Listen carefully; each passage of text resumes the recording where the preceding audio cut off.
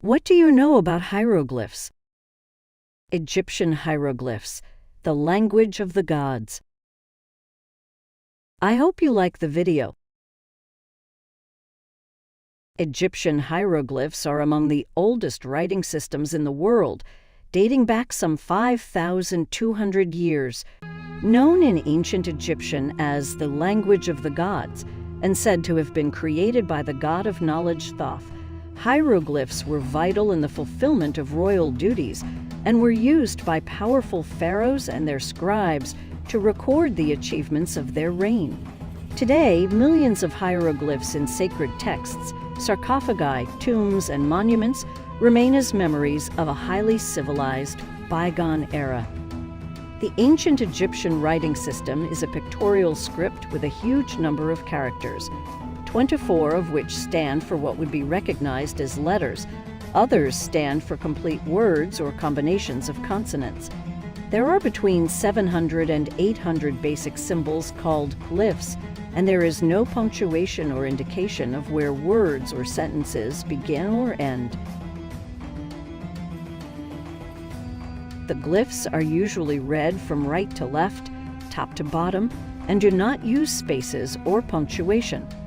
On the walls of temples and tombs in Egypt, they generally appear in columns.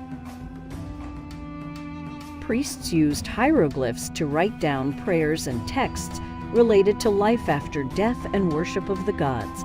When preparing their tombs, many citizens in Egypt had hieroglyphic guides of the afterworld written on the surfaces of tomb walls and on the insides of coffins. A kardach was a type of name tag on a sarcophagi, often reserved for royalty, and was shaped in an oblong fashion, and can be also found on Egyptian monuments and papyri documents. Hieroglyphic inscriptions on temple walls and other monuments were used for decorative and sacred purposes. Parts of the Book of the Dead, a compilation of spells the ancient Egyptians believed would assist them in the afterlife, were inscribed on sarcophagi. Compared to another ancient writing system, namely cuneiform, hieroglyphics are without an identifiable precursor and much more obscure.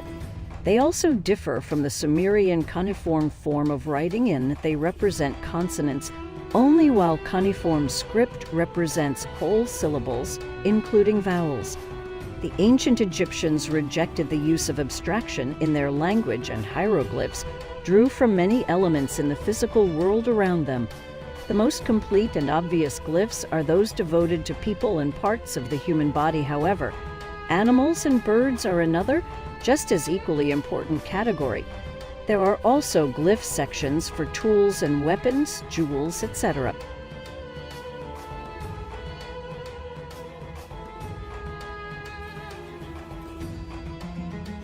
Not everyone in ancient Egypt could read and write hieroglyphics, thus making their meaning incomprehensible to the common citizen.